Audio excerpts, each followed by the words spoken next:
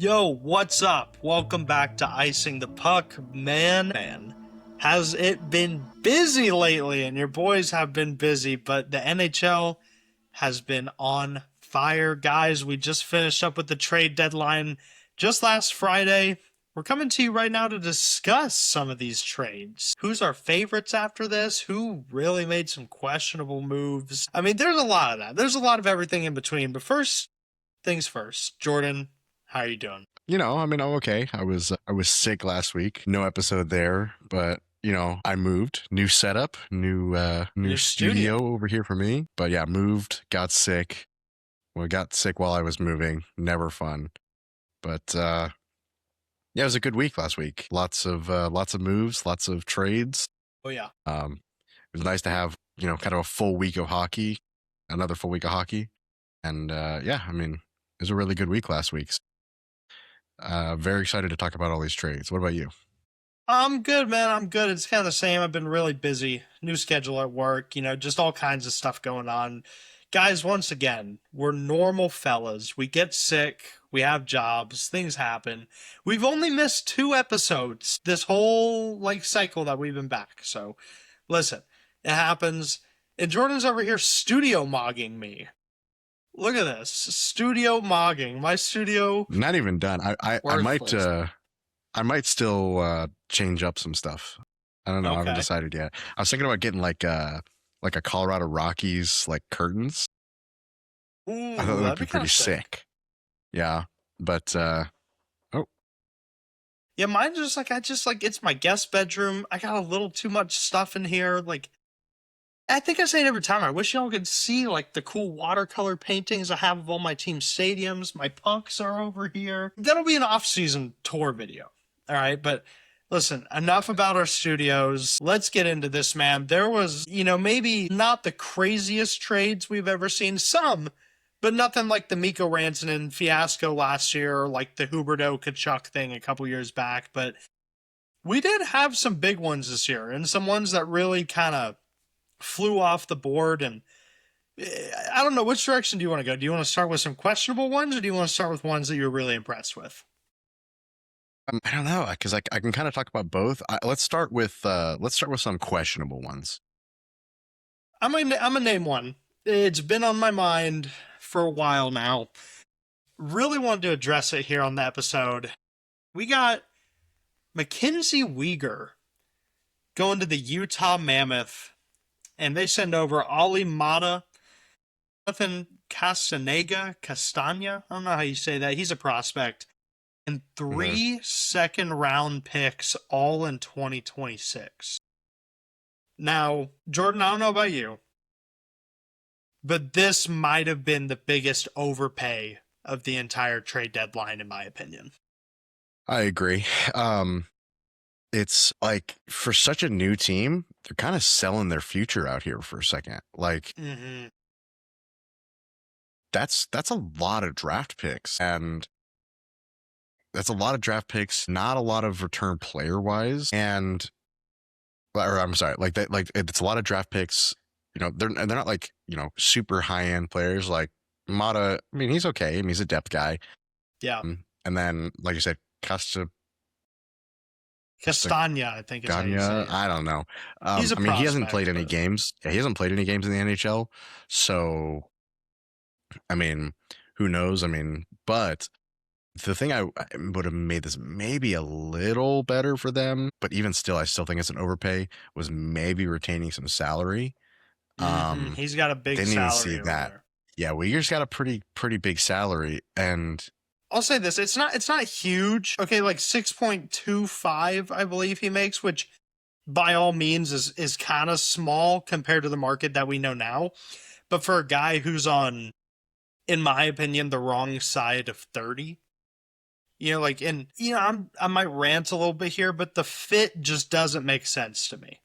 Okay, you yeah, have a Utah team that has Sergachev and Dursey, two very offensively skilled guys on the blue line, guys who can both, quarterback your power play units, and you trade for a guy who's known for quarterbacking power play units. Like maybe Utah is looking to get rid of Dursey after the year or something. He's kind of fallen off a little bit, but I mean, Uyghur is having a very low point total this year. And now, is that because he plays for the Flames? Yeah, you could make that argument. I mean, it's not a very talented team. But at the same time, like, I don't know. Like, for a team that is pretty stacked with offensive defensemen, I just don't get this move, and especially moving this much capital to acquire him. Yeah, I mean, if it had been a little bit less in return to the Flames, I would have maybe been okay with it. Picking up a guy who's, like a bottom pairing kind of guy, I guess, honestly, at this point. But But I mean, bottom pair, I mean, he's the top pairing in Calgary. Like he and yeah, I hold mean, on, he's definitely, I mean, let me say a positive about him really quick. He's like 2 years removed from a 20 goal season.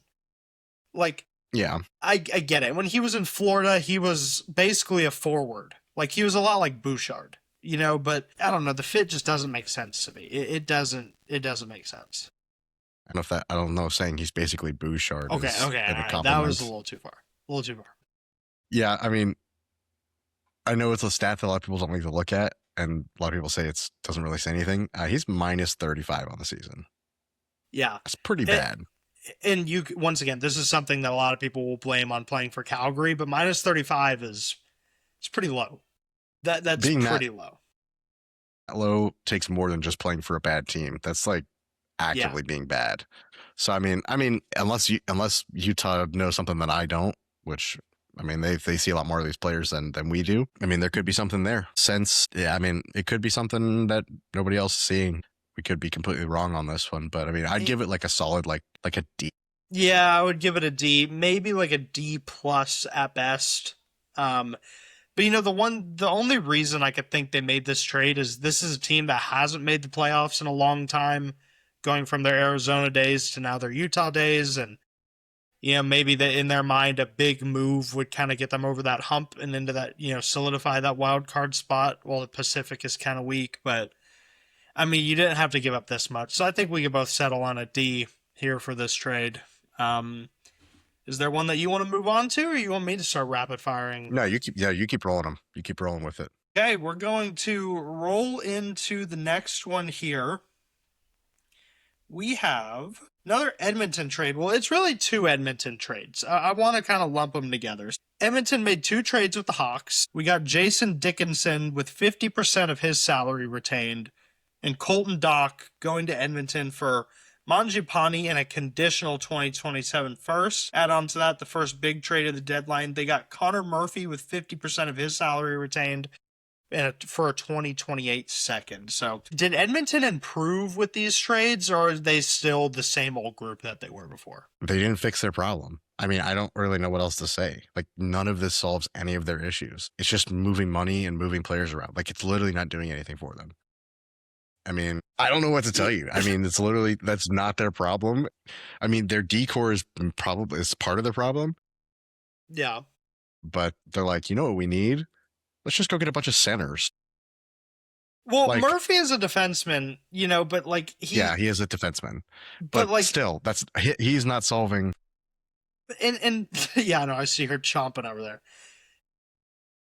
But I don't know. I like I'll say this. I like the Dickinson trade, especially being able to get both of the salaries half retained. I'm okay with that. Sure.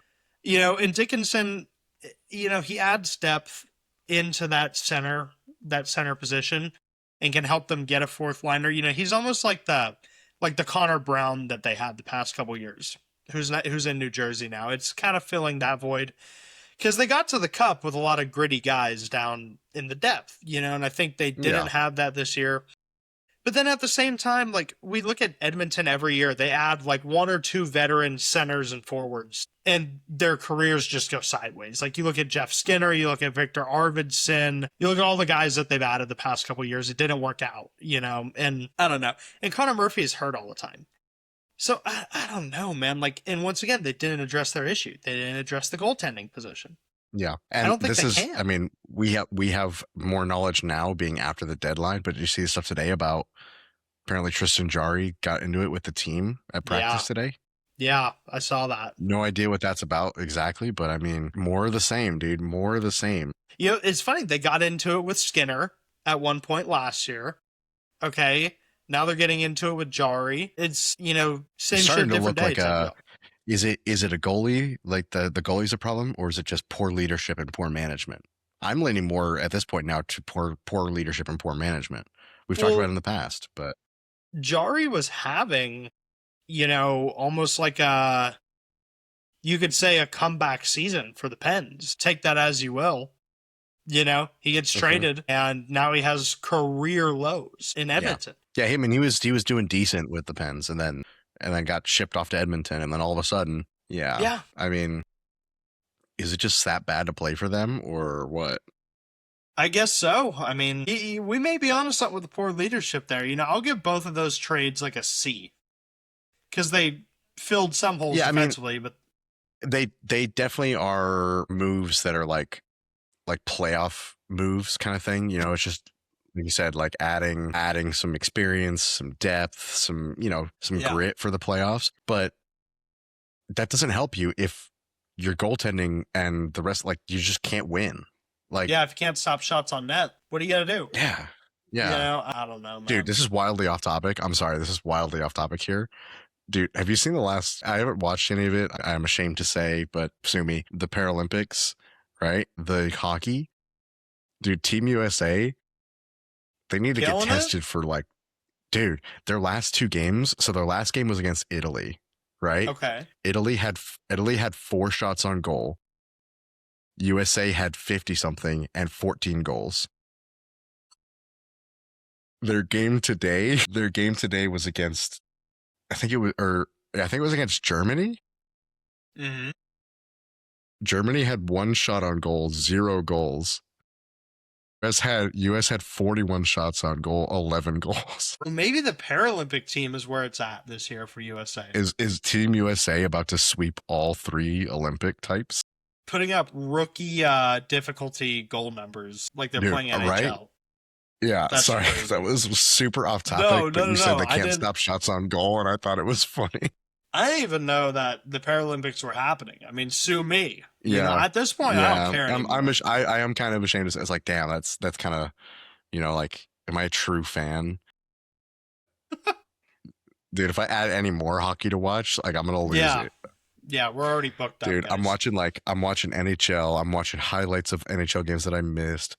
I'm watching, like, clips and, like, stuff from like college stuff, and it's You're all over getting the into the place. college stuff now. I just see stuff about it. Like, I see Yeah. clips or, like, stuff on, like, YouTube or whatever.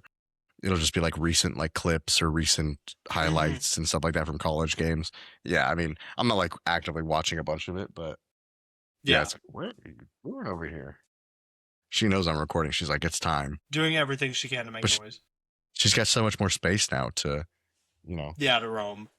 to run around and play while I'm recording. So yeah. We're gonna move on here to another one where there's a smaller one, but I don't know, is it? The guy's already made a big impact. We got your Colorado Avalanche getting Nicholas Waugh, sending over a 2027 first and a 2026 fifth to Toronto.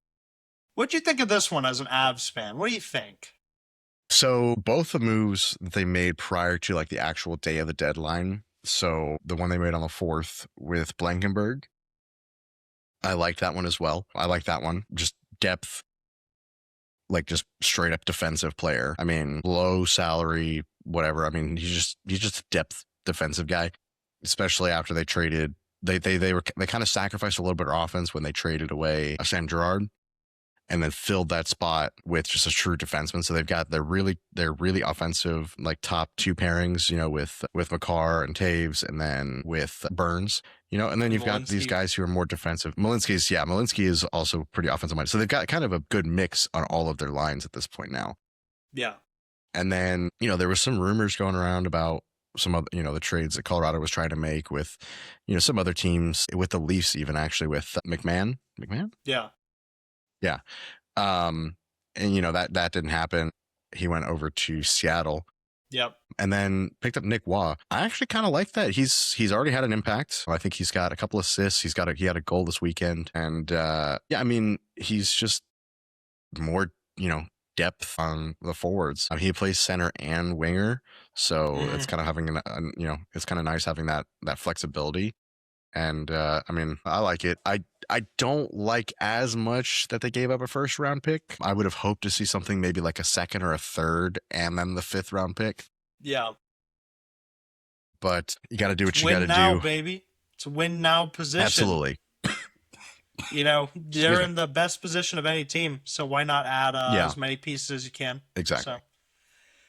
So, Colorado was a lot more aggressive than I thought they'd be at this deadline. Adding three pieces, it's quite a bit, We'll but we'll save get the in. best. We'll save the best for last. Yeah, we'll We'll get the save the big best for fish here later. at the end. We'll go on to my team next. Got the first trade that my team made. They get Tyler Myers from the Canucks, the big neck fella himself, the big neck goose. 50% of his salary retained. We gave up a 2027 second, 2029 fourth. I like this trade.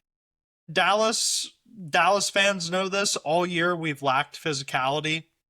I think we're bottom of the league in hits. We struggle a lot, hitting and, roughing people up on the other end of the ice. And this is the perfect guy to do it. Why not get a 6'8" fella to come on over and, lay some hits? And, man, he's from Texas. First ever Dallas Stars player from Texas.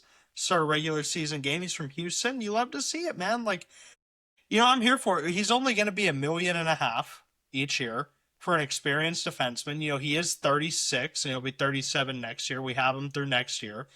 And he'll probably either re-sign somewhere else or retire. Like, this is a perfect win now trade for us as well. Yeah, I mean, if he does well, I could definitely see him maybe taking a league minimum, like 2-year deal or something like that. Maybe. Yeah. If he does well, yeah. But the biggest thing is the physicality and the size that he brings. I think the salary retention is a big win of this trade right there too. Only having to pay half of that salary for 2 years, big difference. And the draft picks, that's a win for the Canucks. I mean, they're selling the house, selling everything just so and they're rebuilding.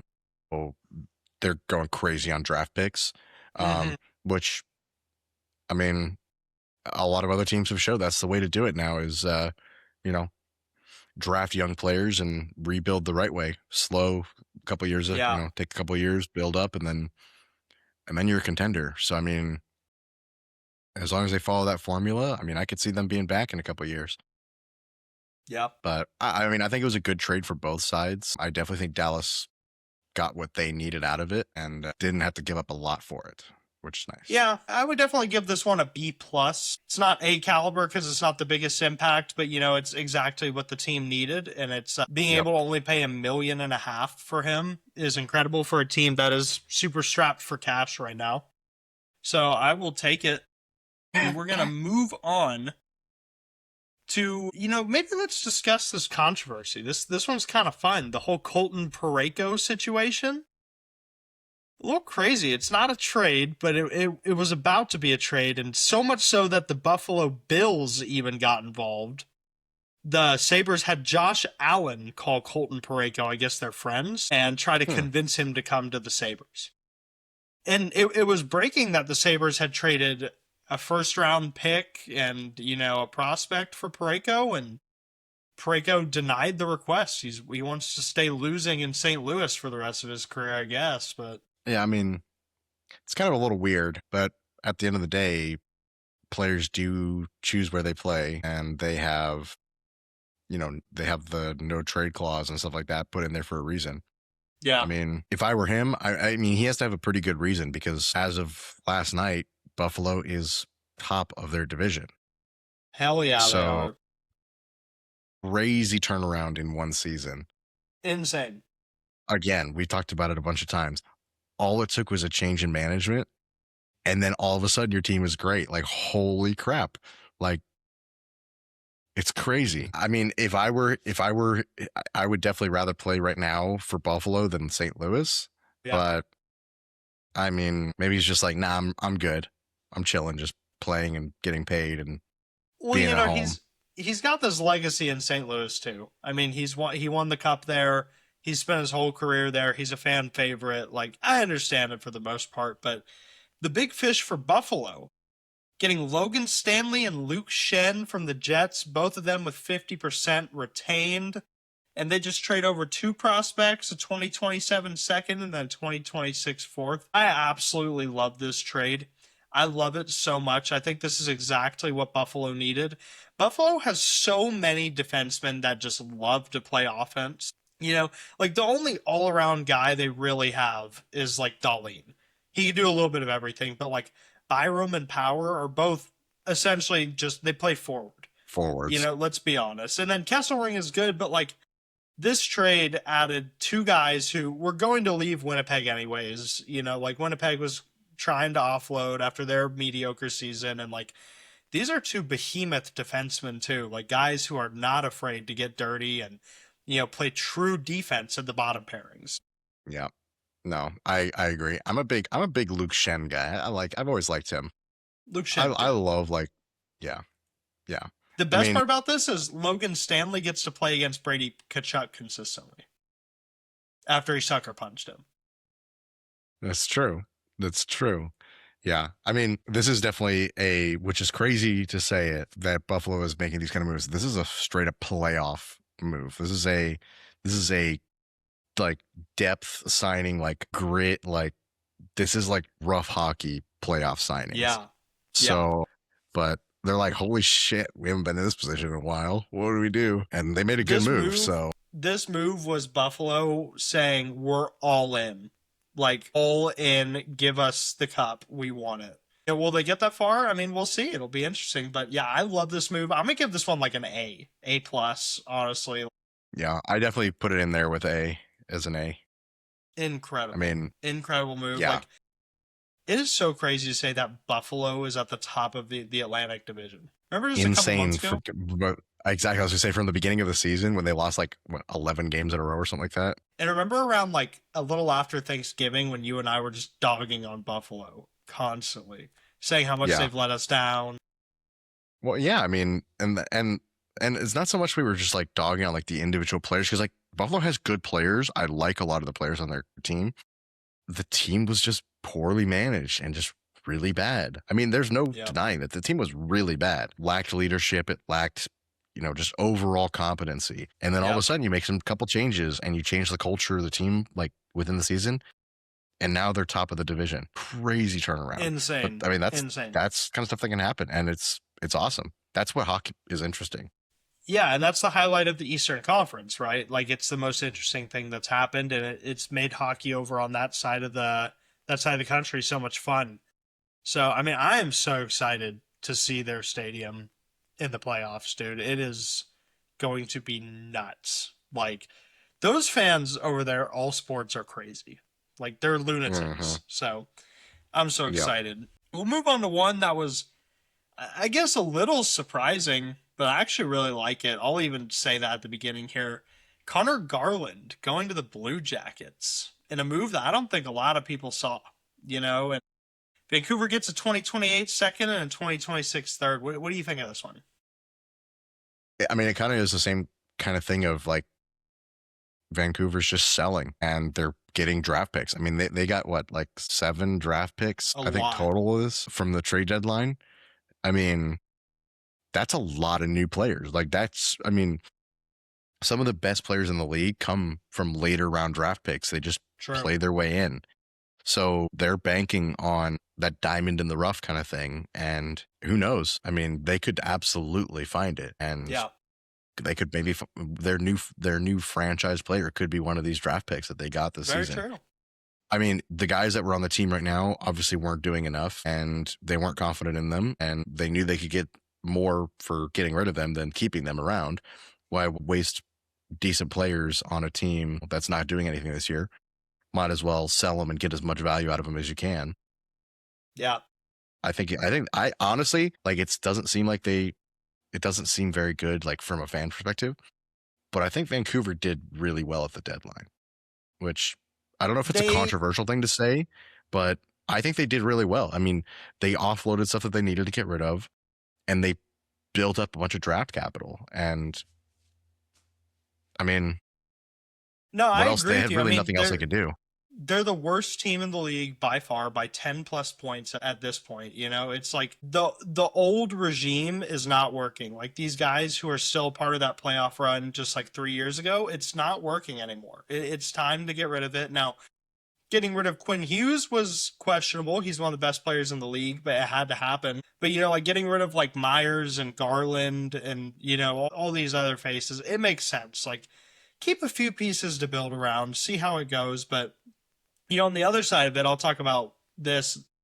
Connor Garland going to Columbus is, in my opinion, a great move. I mean, a team like Columbus, we've talked about a lot. It's very hard for them to attract free agents. It's hard for them to attract talent because locationally, geographically, it's not the most, welcoming place to be. I've never been there, but, it's not exciting. It doesn't have flair like the coastal, teams or any of that. And they historically haven't been very good. But you get a guy like Garland who's on a very team friendly contract, 6 years by 6 million a year. I mean, that's perfect. And they're right there in wild card contention. So why not go and get a guy who can score, who can hit as well? Like, a guy who has that like X factor of being tough. Like he's your perfect second line forward. Like I love this move for both teams. I think this benefited both of them. I put this one in the A category. That's fair. I mean, I would definitely maybe give it like, I think I might be dropped down like a B plus kind of thing, just because. I mean, it is a good move. I don't think it's anything like spectacular. Like I don't think it's like a blockbuster trade by any means or anything like that. But I mean, it's a good trade. It's just, Yeah. I mean, there's definitely better moves, but I don't think it's bad by any means. Yeah, this one doesn't really jump off the screen at you, but Yeah. I think it's a solid trade. One that's controversial, probably the one that shocked the most people at this deadline. I know it definitely shocked me a lot. I was very surprised that this guy got moved. But we have John Carlson, the Capitals legend, one of the best American-born defensemen of all time, going to the Anaheim Ducks for a 2026 first and a 2027 third. What do you think about this John Carlson trade? So I kind of have two almost like conflicting feelings about this trade. I like it for Anaheim, right? Because they're adding a veteran, like really good player. I think he's a good player to their roster that has already got some veteran players on it that really matches up with their kind of younger core. So I really like the move on Anaheim's part. I think it's an absolute like disrespect move on Washington's part. Yeah, I agree. I get they got some stuff in return for a guy who more than likely, I don't know if he was going to, if how much longer he's going to play. So they're just like, let's get what we can now, and move on. I mean, I am all for like, and this is where I kind of go both ways on it. I absolutely 100% see it from the team perspective of we've got hockey to play and our feelings are aside from this business transaction and this business move and things like that. But then at the end, on the other side, I'm like, he's played his entire career for this team. Won a Stanley Cup. He doesn't have another contract, right? He's a free agent starting this year. Is he? Like, yeah, this is his last year of his contract. He's a free agent starting next year at the end of the season. I mean, more than likely they wouldn't resign. Like they weren't going to resign him. He is 36. It may be his last season unless he takes like a super discount deal and, but there also could be some stuff behind the scenes that we don't know as well. Like they might not want to sign him at the value that he wants. They knew they weren't going to get a deal done, so they trade him away. That's exactly what happened with Colorado and Rantanen. Different caliber of player, obviously, I think, but the same kind of thing applies. It's like the deal was not going to get done. They're not in a position like it's not a cup run year. It's not there's like, let's get what we can to secure the future of the team. So like, I get it, but man, does it suck for the players and for him. Like that's crazy. Yeah. I mean, Tom Wilson again, and Ovi already talked about, how they're like devastated. Like none of them saw it coming is what it seems like. And they just don't understand. So I definitely have a feeling it's kind of leaning more towards more of a contract issue Yeah. than anything. I think that he just probably wasn't willing to take a team friendly or, kind of a lesser contract deal. Like, Yeah. and if that's the case, then I mean, he's maybe a little delusional thinking he's going to be valued at 8 million again. Like, I mean, I not that don't he's a bad player like, at any means, but he's getting older. I mean, you know, yeah, but also like 46 points in 55 games before the deadline at 36 years old is still pretty solid. Like, and a guy who could still like quarterback a first power play unit. Like, I mean, he won't be yeah, doing that in Anaheim, or maybe he will be doing that in Anaheim, and I Lacombe don't is know. I shot mean, down to unit two. Like, yeah, I mean, he definitely brings a lot of experience and a lot of. I think he is a good player, so he's bringing a lot to Anaheim. As I said, I really like the move on Anaheim's part. I yeah, think they yeah, got a really good. I mean, a first round is always rough. It's always really hard to give away a first round pick. But I think they got a lot in return, and Anaheim is in a position right now, in a playoff position. I think they're first in the Pacific now. yeah, they are. They are. So I mean, they're in a solid playoff position right now, and they are adding the pieces they need to, you know, make a run for the cup. It's a good move Yeah, on their part. Again, like I said, it's just the disrespect from the Capitals is yeah, crazy. yeah. But It definitely caught but me I off also get guard. it. Like it's really hard. Like it's really hard to just like take a solid like side on it. Like I just like it's so conflicting. But I agree. I think overall, I don't know. I have to give it like 2 grades. Like from the Anaheim side, it's an A, like 100% an A. Yeah, But from the Capital side, it's like a C. yeah. Like they got a lot in return, but man, does this hurt their team? Like I won't say it's like trading Ovi, but like I mean, it's close it's. to it though. Like, it's I trading one mean, of the it's main guys. yeah, yeah. It's rough, man. But I get it. I get it. Like it was a good deal. They cleared 8 million Take it cap, while you can. Take it while you can or I before guess he's not like 8 million 40. cap, but exactly. Yeah, get what So, you could get. yeah, So I get it. I really do get it, but I hate it, but I get it. done dirty. Yeah, done dirty for sure. We'll move on to one that's a little more heartfelt. We have Nick Foligno going over to the Minnesota Wild for basically a chump of change. Really, I think both teams came together and Chicago was like, listen, we're ready to give Bedard the C. We love Nick Foligno, but it's time to get him out of here. We know his brother's over there. We're not doing nothing this season. Let's just make it happen. So I honestly love to see it. This trade it doesn't even get a grade. It's just so warming my heart kind of feeling. It's like taking like a nice tray of like warm, soft cookies out of the oven. That's what this trade is. So Yeah, good for the I mean, Folinos, man. Good for them. yeah, I mean it's good for them, but I don't get it. I don't get it. What do you mean? I don't see the The plus value? side to Nick. No. I don't know what they're giving up. Like that's the thing though. It's like they could give him like, future considerations means a lot.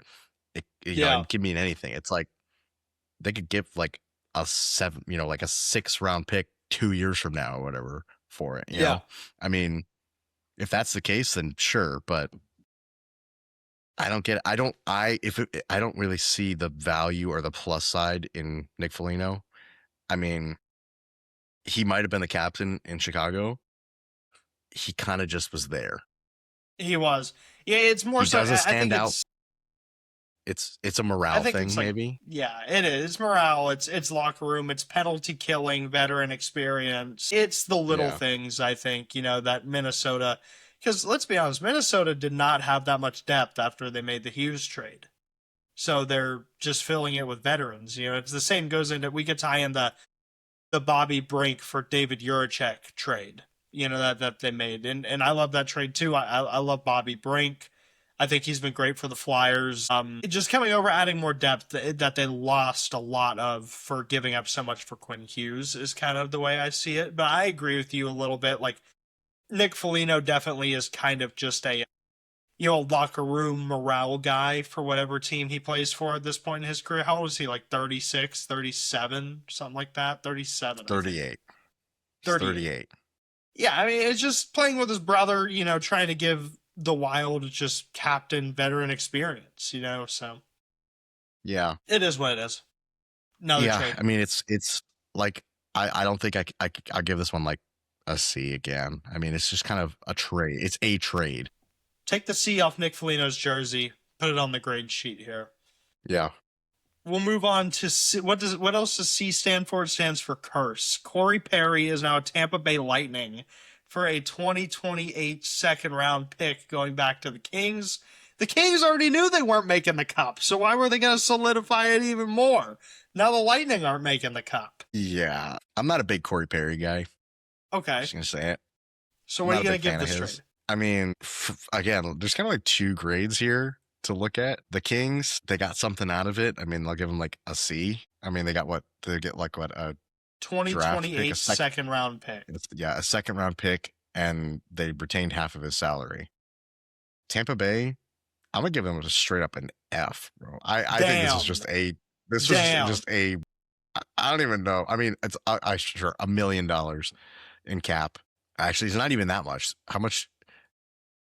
$37 in cap hit for this year for the Tampa Bay Lightning. Actually, no, 218 because half of it's retained. I Solid. mean, sure, Corey Perry for 200K, I guess, but This is gonna be the first one that you and I differ on, man. I'm gonna give this one a B for the Lightning. I like this trade, I'm kind man. of more saying it as like as a joke kind of thing, I like know. because of like the curse and that.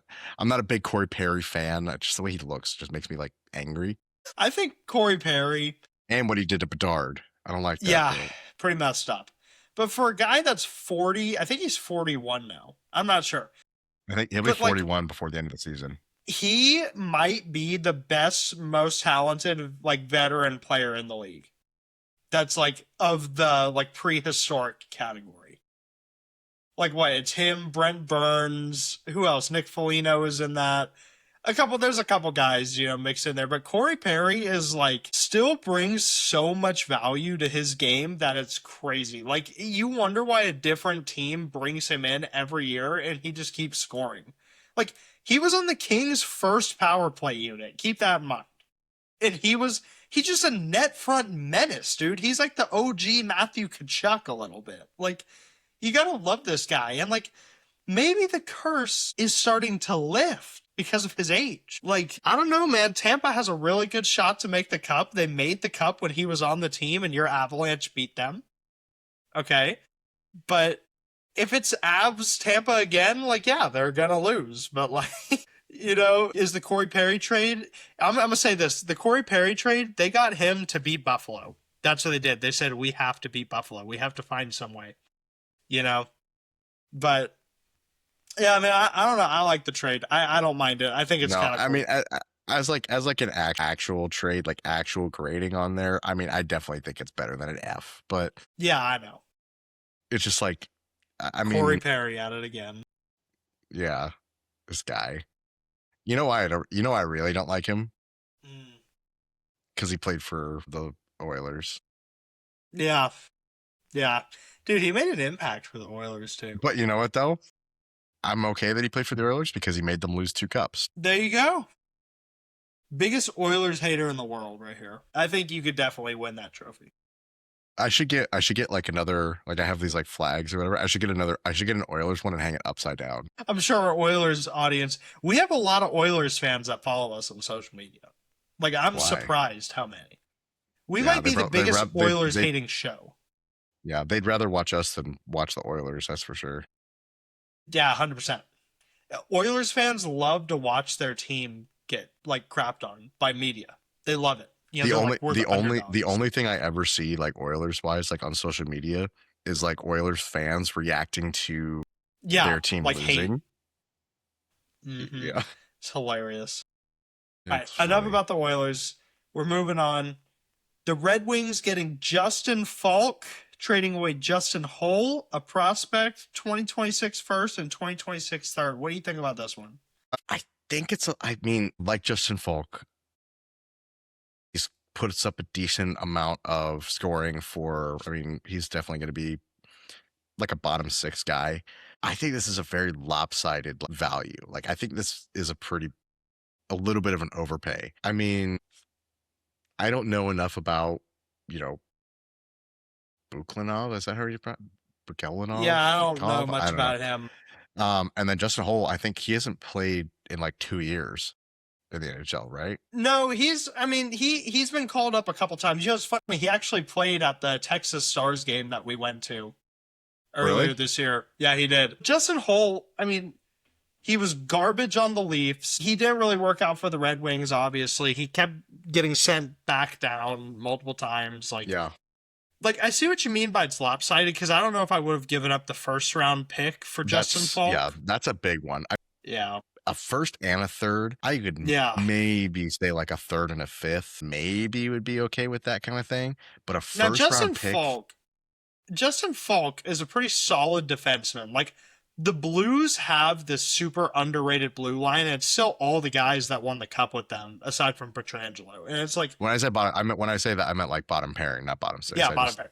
I know what you mean. Yeah. Like it was time to move on from these guys in St. Louis, and like it was kind of the same as Vancouver. Like they got this massive return at the deadline from selling, you know, and it's like, but at the same time, like it was time to move on from him, and like he fits the Red Wings pretty well, in my opinion, for a Yeah. team that was a little weak defensively, like depth wise. So Yeah. I mean, this is a good trade on the Blues' behalf. On their side of it, this is Yeah. a solid trade. But I mean, I definitely think it was a little bit of an overpay, but I mean, sometimes it's kind of the way the market is. Like you have to, I mean, I'm sure there was a lot of teams that were probably in the discussion for Falk, yeah, and they just had to maybe up their offer a little bit to, I can see it being like, they had like lower draft picks, and they're like, I guess we got to move them up to get, Yeah. get it done, kind of thing. I could see that being the kind of the case of it, but still, I do think it's a little bit of an overpay. I don't think it's as bad as some other ones, but I mean, this move was kind of similar to like the Uyghur trade in Utah. Like I think you look at Detroit and Utah, their teams in the same position. Like both have been struggling. They just barely miss playoffs every year, looking to finally get aggressive and add. But they just don't do it right. Like they give up too much. Like you look at like honestly, like look at Buffalo. Like, here they are. They know they're in the playoffs. Like they get aggressive, but they don't overshoot. It's kind of like that. And it was like a seller's market, you could say. Like the sellers were definitely going to benefit this year more than anything. I wanted to move on to another one that I personally think was like, I don't know. This one's tied with, this one's up there with Folk and Uyghur, like huge overpays. The Islanders getting Braden Shen, and they send over to the Blues, they send over Drouin, a prospect, a 2026 first and 2026 third. I mean, this is the same as the Folk trade. Like, you get a 34-year-old, like, and this one's a little better, like, because Braden Shen is still pretty good. Like, he's still a pretty solid player. Like, he produces offensively, but, like, is it easy to stand out on the Blues because they don't score goals anyways? You know what I mean? Like he's impressive offensively because he plays for St. Louis. yeah. I mean, I would have rather had Drouin. Brand Shen? Yeah, dude. I mean, they're kind of the same a been, little bit. Yeah, I mean, but like, if that's the case, they didn't really. I get like they didn't gain that much in this trade, and they gave up a bunch. They gave up a first round pick for this. For Braden Shen. Yeah, I mean, this one actually might be worse. Like it might be. It like might actually be worse. 34-year-old. Unless he just all of a sudden explode in New York. I mean, picks alone make this trade rough, but it was. I mean, if it was maybe like, I can maybe see it being a swap for Drouin and the prospect. Like, I could maybe see that as a decent trade. Like, that would be a much better trade. Like, you upgrade a little bit and give up 2 players. As soon as you throw those picks in there, man, gave up everything. He gave up way too much. Yeah. I mean, that's crazy. I'm giving that one a D. You know who they got that first round pick for? Cal Ritchie. Yeah. No, that was Islanders got that pick. I guess that was for Brock Nelson. In that trade. Yeah, Brock Nelson. Yeah. That was for Brock Nelson. With Cal Ritchie. Yeah. But yeah. So right now Yeah, they're I saying like just this dude is worth the same as like Brock Nelson. no, absolutely not. Like Yeah, I that's don't the crazy understand way that to think trade. about it. Yeah, Yeah, this one might actually be the worst. I didn't really I hadn't I saw this trade and like I didn't think that much about it. Now that I'm like really looking at it, I'm like, it's bad. holy crap. And you know what's the funny part about it? Sorry guys, if you're a fan, but this is such an Islanders trade. Like it is like an Islanders type of trade, just a whole lot of nothing. Like Yeah. Islanders are finally in playoff position again. They're like, let's go get Braden Shen and give up everything for him. Like Yeah, I don't get this trade at all. it's very I mean, strange. I don't Brady know, Shed but like 2 years ago, maybe, but like yeah, it doesn't make sense. I want to end off here on a high note because I think both of us like this trade. I personally hate it in a biased kind of way, but I also love it. Arguably the most exciting trade of the deadline. He was, probably the fish that everybody wanted to catch. We should have a counter of how many fish references I made this episode. did you make a Seriously, lot? this I is haven't noticed. I think it's been like 4 or 5. But this is the Wow. guy that everybody wanted, and your Colorado Avalanche ended up bringing him back. Nazem Kadri with 20% of his salary retained, and you get a 4th round pick next year. You give up our boy Vicky Olofsson, a prospect, 2028 first, 2027 second. What do you think about Nas coming back home? So the storyline for this trade was kind of crazy. Like apparently there was a deal in place that got vetoed or shot down by Calgary. ownership. Yeah, by Calgary's Yeah. ownership. And it was like, well, that was a done deal. And that's what so the whole like the kind of the timeline of this was this trade was happening. Like this was in talks, got shot down. They pivoted to, talk with the Leafs and then got Nick Waugh as kind of a compensation kind of thing. Like they paid a little bit less for it, and that happened. And I was like, yeah, I mean, that's a decent move. Like, with all the other pieces they added, it's like, that's okay. I can live with Yeah. that. And then after the deadline passed, late trade that got processed, after the deadline, uh, news broke, Kadri back to the Avs, bro. I'm here for it. I'm a big Nazem Kadri fan. He's a little Same. I've old. always Like liked him. by the time he's done with this contract, he'll be like what 38 or 38. something like that. He's a little bit. Dude has not slowed down. Like he still plays. Like I never really like. I was not like super into hockey when he was on the team the 2020 in 2022 after, and then he went free agency and left. So I didn't watch a ton of that like season. Like I saw some stuff of it, but I didn't watch that season. I forgot how good at moving the puck Kadri is. I mean, his first game back, he had an assist, and it was an amazing assist to McKinnon. Yeah. Oh, it was incredible. It was off a heavy forecheck, and then he just happened to get the puck. Yeah, just tapped Slide it back over. to him. I will say one thing though.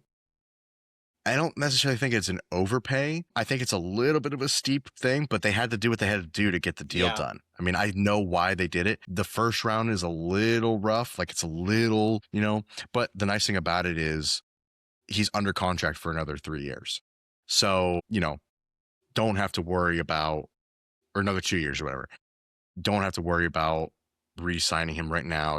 It was not a rental, and you can tell the chemistry is still there between him and the team, even with all the new ads and the new players. Yeah. The chemistry is there, but that just goes to show the level of skill he has. I mean, he's an older player, but he still Plays the game like he's so young. He's got that youth in him. I definitely, and this is going to definitely sound like bias, but I definitely think Colorado won the trade deadline this year. No, I mean, it's easy to say that. Like, I would agree that Colorado definitely is a top 3. Like, they're the best buyer. They're the best buyer this year for sure. I think the best seller is probably Vancouver, St. Louis, but yeah. Oh yeah. They yeah. I mean, they had a really good trade deadline last year, and then really good trade deadline this year. Hopefully it works out, and hopefully it means good things. But I mean, I'm definitely giving this trade an A. Yeah, just me because of too. the return that Colorado got. Like I said, the first round pick is a little rough. It's a little hard to be like, okay with, but I understand why they had to do that. There was probably a lot of teams in talks with this stuff for this deal, and they had to sweeten the deal to get it done, which sometimes you got to do. We've said, just this episode, it's like, I don't necessarily, like I said, I don't think it's an overpay, but it's more It's than I would have steep. liked, but it's It still a is good steep. trade. Yeah. I'll say about this one is like, this one like fully solidifies the fact that I hate to say it, but I try to be unbiased. This basically just means Colorado is at least making the cup. Like, this is such a big trade Fingers to bring crossed. back a guy. Yeah, to bring back a guy who helped you make it all the way last time. And then, I get it. He walked because he knew that he could get his money, and he got his money. Like, Yeah, I mean, it in was Colorado couldn't afford to re-sign him. I don't Mhm. think there was ever any hard feelings No. there, and I never thought that. I've said for years, like I wish that they could get Kadri back. I've said it. Well, I mean, also, the yeah, biggest thing with him leaving too was he wanted to play in Canada. Like, he wanted to go back because all of his family's in Canada. Like, it was easier for him. He was from there. Like, it made sense. But now you're at the end of your career. It's time to make a decision. Like, if you want to win. So yeah. What was the thing he was saying? He's like, I've been traded 2 times in my career, both to the same team. pretty crazy. Crazy. Yeah, Pretty crazy. crazy. I mean, it's a good move. I'm a big Kadri fan. I always Yeah. have been. And it's just, you know, I kind of forget, like, when, I didn't see him a ton when he played in Calgary. Like, I watched the game and stuff like that, but, he kind of didn't stand out as much there. But man, it's nice to have him back on the team. Yeah, like you said, already making an impact. You love to see it. Yeah, I would definitely agree with you that Colorado won the deadline. They did incredible, and I'm happy both of our teams did great. I think both of our teams did what they had to do, and it's going to Yeah, be another race down the stretch. Dallas was a little restricted by, monetarily, and that was their biggest issue. And I definitely think that they probably wanted to make more moves. They just couldn't afford to. But yeah, I don't think Dallas made any bad moves. So Yeah, I liked both the moves that they did. And here's to a second round matchup again between our two teams. hopefully. Got to get through Should good be. old Quinn Hughes. Got to get through Nick Should be. Foligno. Yeah, I mean, I think Dallas has got it in them. I mean, Colorado has played probably the 2 hardest games, like, in the past, Yeah, their since season. the back to back, not back to back, but playing Dallas and then Minnesota right afterwards. Yeah, Those it's are rough. they were both really good games though. Yeah, yeah. But yeah, Colorado actually has been winning some shootouts like crazy. What? Yeah, it's enough. All right. All right. I'm looking forward to the matchup in the second round again. Wish it wasn't that way. I wish they could play each other in the cup final, but It it is is what what it it is, man. is. It is what it Yeah. is. But listen, y'all, that's the trade deadline. There were some good ones, there are some bad ones, some that we didn't understand, and some that we absolutely loved. Overall, I love the sheer volume of this year's trade deadline. It's always fun when you open up your phone and you got 18 hours screen time that day because you're just keeping track of all these, Felt like Elliot Friedman a little bit, but Yeah. What was it? thank I you was so just looking at much. that. 39 trades last week. Down. 39 trades last week. Crazy. Damn. Well, hey, we appreciate all of the engagement. I tried to keep all updated on every single trade that broke. I was doing it all while I was at work. It's basically my second job. Kind of my first, but it's whatever. We appreciate all the engagement. Make sure to follow us on all the socials. And we will come back to y'all next week discussing some of these standings and how things are shaping up right before the playoffs. Yeah. I'm looking forward to another week of hockey and not being sick anymore. That'll be nice. Yeah. There you go. Yeah. All right, y'all. Thank you again. We'll see y'all in the next one. See ya.